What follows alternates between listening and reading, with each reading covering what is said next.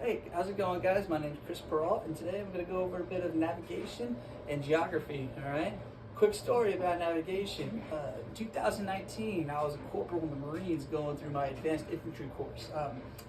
We had this 2 kilometer movement to make, and 2 kilometers is about 1.2 miles. Usually, it'll take you about 30 minutes to travel that distance. Well, the guy who did the route planning chose a bad route, and he took us through the middle of the swamp. So what should have been 30 minutes took us 7 hours, and all of us were covered in mud water, and it was just smelled terrible. It was a great experience, really. It's good memories, all right? All right. Now, quick question. If I was to ask you what any of these lines and things meant on this map, would you be able to read it? If not, that's fine. That's normal in America, right? Most of you would probably look like this guy right here, wondering where's left, what's down, and who knows what, right? And that's okay. Quick overview of what we're going to go over. We're going to go over a little bit of geographic illiteracy, the pros and cons of a GPS, and the benefits of knowing how to use a map. Now, if I was to ask you where the United States on this map is, most of you would be able to tell me, right? At least I'd hope so. Yeah, it's over here. Now, if I was to ask you where Afghanistan was, would you know? Maybe not. Only 17% of young people in the United States can find Afghanistan on the map. Did you know that? In 2002, a Roper Global Geographic Literacy Survey polled more than 3,000 18 to 24-year-olds from 10 different countries, some of those countries being Britain, Sweden, the United States, and Mexico.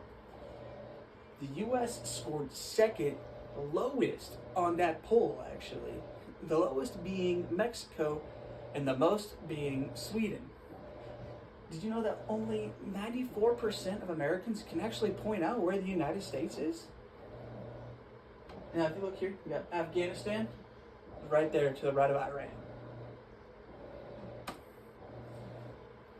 Most of that lack of knowledge of geography is probably due to modern technology, like our cell phones in the palm of our hands are just hiding in our pocket, where you pull it out and you have access to GPS, otherwise known as the Global Positioning System, right?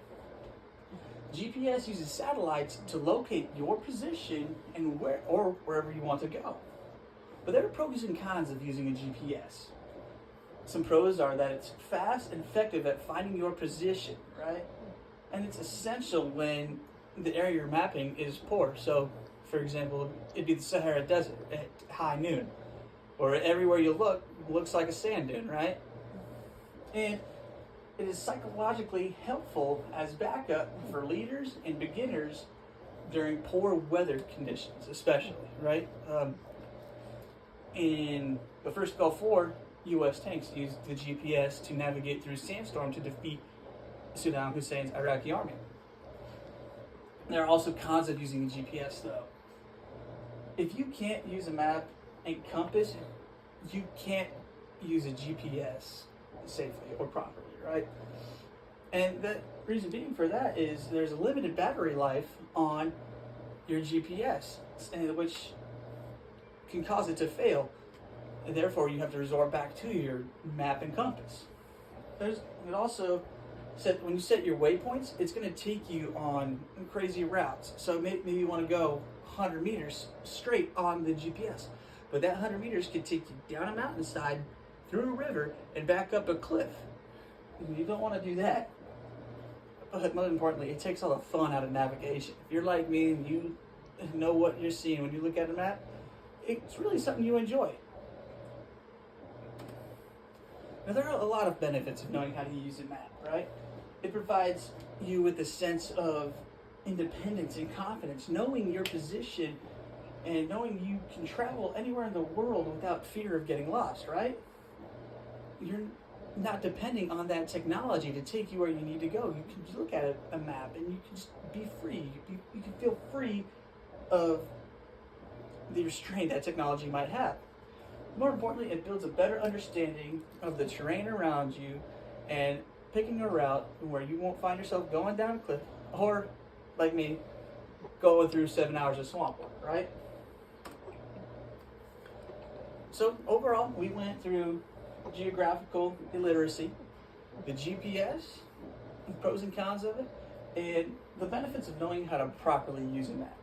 Again, guys, don't get caught or lost in the swamp like me and my fellow Marines, all right?